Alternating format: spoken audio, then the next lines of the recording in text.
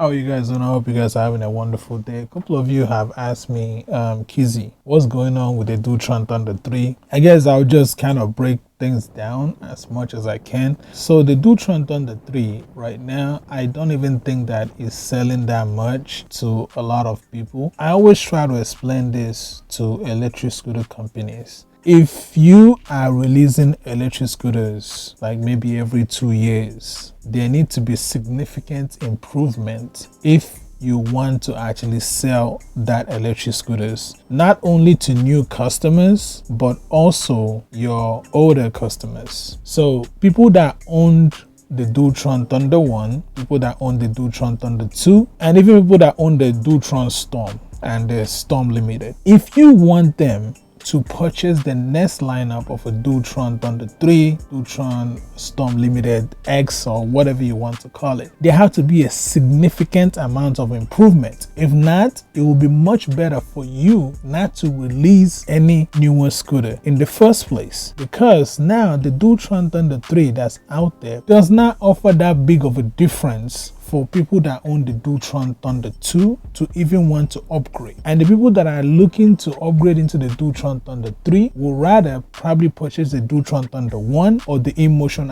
RAS or the GT3. These scooters that have come out at the same time now are offering way more than the Dualtron Thunder 3. And this has set the Dualtron sales back because, as you guys know, Dualtron Thunder, the Thunder series or the Thunder line, were one of the best selling electric scooters for the Dualtron. Just so you guys know, the Thunder 1 was one of the scooters that made me buy the Thunder 2, because when I went on the group ride, this was back when I had my INNOCAME OSO and I also had my 010X, and when I went on the group ride, I saw this guy and he was riding a Dualtron Thunder, the very first one, and that thing just, it takes off. The way that it rides, it just looks smooth, powerful. You know, the way that once you hit it, he was gone. That dude was flying. I'm like, whoa, okay, this is gonna be my step up electric scooter. So when I heard that the Thunder 2 was coming out, I'm like, okay, that's what I'm getting. When I got the Thunder 2, of course, I was loving it. Everything was good, and then I replaced it with the PMT tires. We can kind of get in a little bit closer to look at the Thunder 2 that's right there. So as we're talking about this, I'm bringing some light so you guys can see. So the PMT tires right there, I replaced it with them. V was the one that put me on those PMT tires. It's good to always give credit to who credit is due. So V put me on these PMT tires. They're kind of what WePed uses, and I changed them. They were sweet, like rides really good. After a few, maybe 1 year of riding the Dualtron Thunder 2, one of the issue that I had multiple times was dealing with the clamp, the folding system clamp. So as you guys know, I replaced this thing multiple times. This clamp, I replaced it multiple times, changed it to something else. I kept changing it.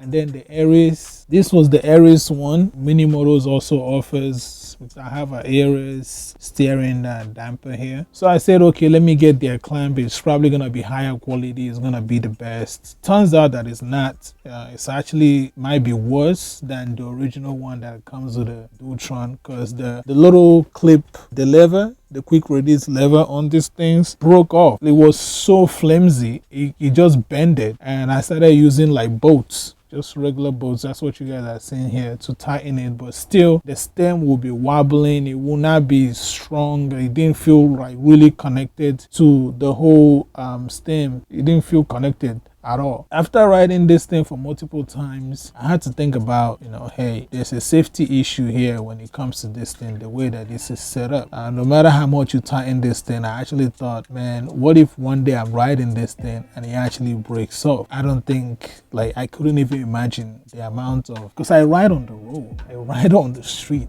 and I push this thing. You guys have seen me going about 63 miles on the Thunder 2. So I push this thing. So I know one day I'm probably gonna be like like, oh, and I forget about this thing and just keep flying on the street and something might happen, and I don't want that. My wife will never forgive me if anything happens to me on these damn electric scooters. So I decided, you know what, I'm gonna give it a break. I'm gonna look for something else. I didn't want to purchase the Dualtron Thunder 3 because to me there's no significant amount of improvement for me to drop another 4K on the scooter, even though Mini Motors were trying to offer me like a discount to get the Dualtron Thunder 3. There's no freaking way, man. Just to be honest, I think it would be a waste of money to have two of these electric scooters sitting here. But another thing that's really annoying is the resale value of these electric scooters. The Dualtron Thunder 2 right now, this thing probably has like less than 100 and something miles on it. If I try to resell it, like put it on OfferUp or put it on Craigslist or Facebook Marketplace, people are gonna offer me like 2K.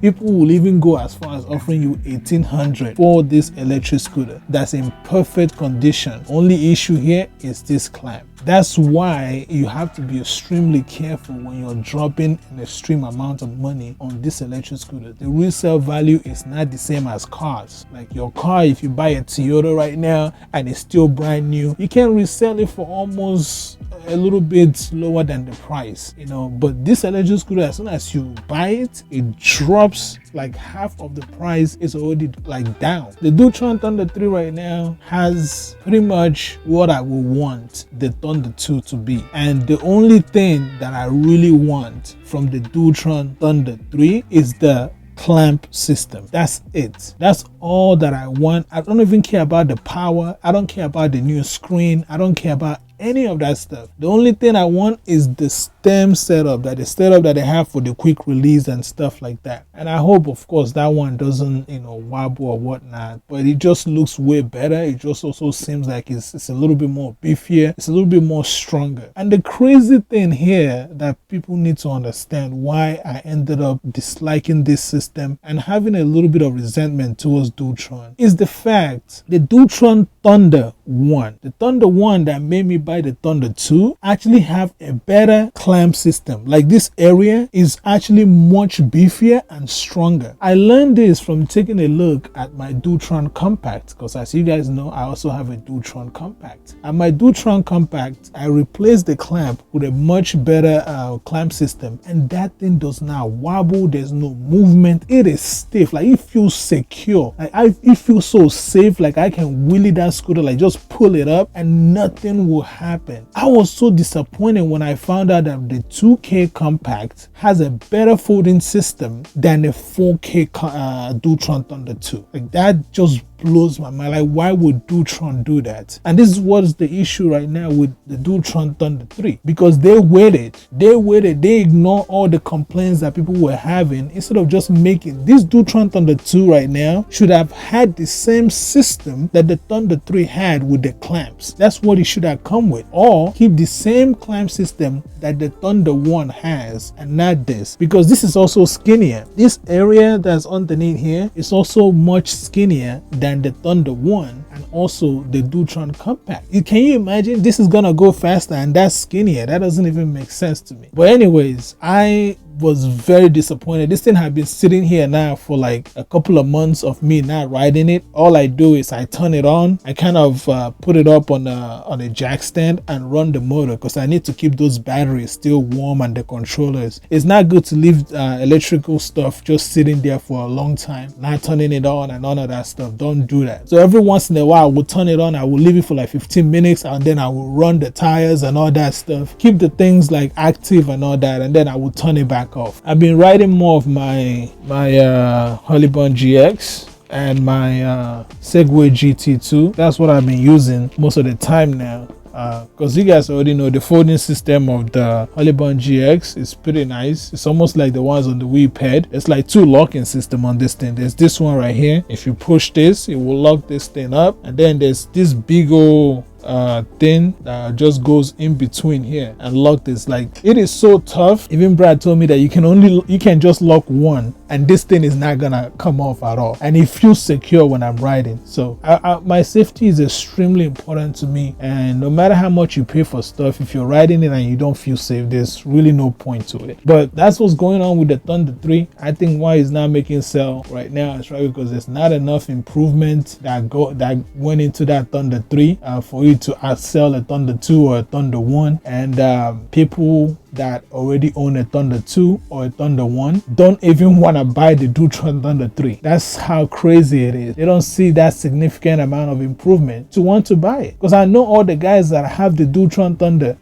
2 and the Thunder 1. I know them, especially in my area. And all of them are like, no, we don't want we don't want to buy the Thunder 3. I'm like, whoa, what the? So, I wanted that Russian clamp. I actually ordered this thing, and that was when the US started their beef for Russia or whatever. And it got seized in New York. And I never got it because that would have been the thing I would have been using for this thing right now. And it will probably be way better because it's much beefier. I think V has one that he uses and he hasn't complained about it at all. He says that they're pretty strong. Every once in a while, you have to open up this area and tighten up that little, I don't know if you guys know that circular thing with teeth on it. You have to tighten that up. I don't know what it's called. But other than that, if I have had that Russian clamp with my system with the double steering damper, it would have been perfect. I would have been probably riding this thing a little bit more. But now, for my own safety, I cannot get on this thing and try to ride it. Maybe ride around the park or some nonsense like that. But that's not me. I'm on the street. You guys already know. So maybe we might get something else to replace this, put this somewhere, offer up, or just keep it for a collection or some. Because the way that I had this thing designed and set up, anybody that sees this thing, it turns head straight up. This was the first electric scooter after customizing it. It had like 1 million something view on Instagram. But yeah, the Dualtron Thunder 3, not for all the Dualtron old owners at all.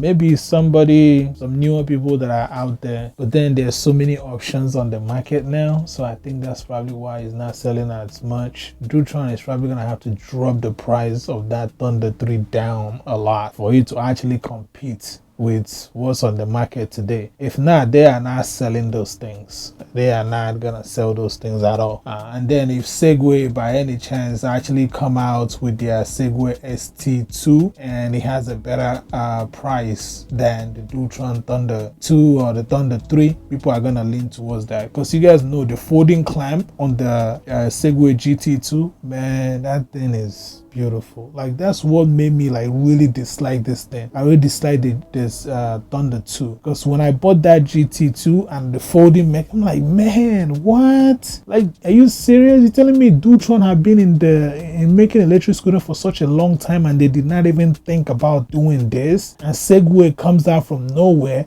and makes that folding clamp like that. Even though, like, I didn't like the fact that the Segway folding, once it folds, it doesn't lock into anywhere. But the stem, once you lock it in, like, it's strong, it's stable, it feels there's no movement. Anyways, that's my own rant on what's going on with the Dualtron Thunder 3, and I was hoping to actually see it, but I'm not sure if it's gonna make any difference, if it's gonna change my mind or not, because I believe Mini Motors were actually supposed to send me out one of those the Dualtron Thunder 3 so I can give you guys some feedback, compare it with this.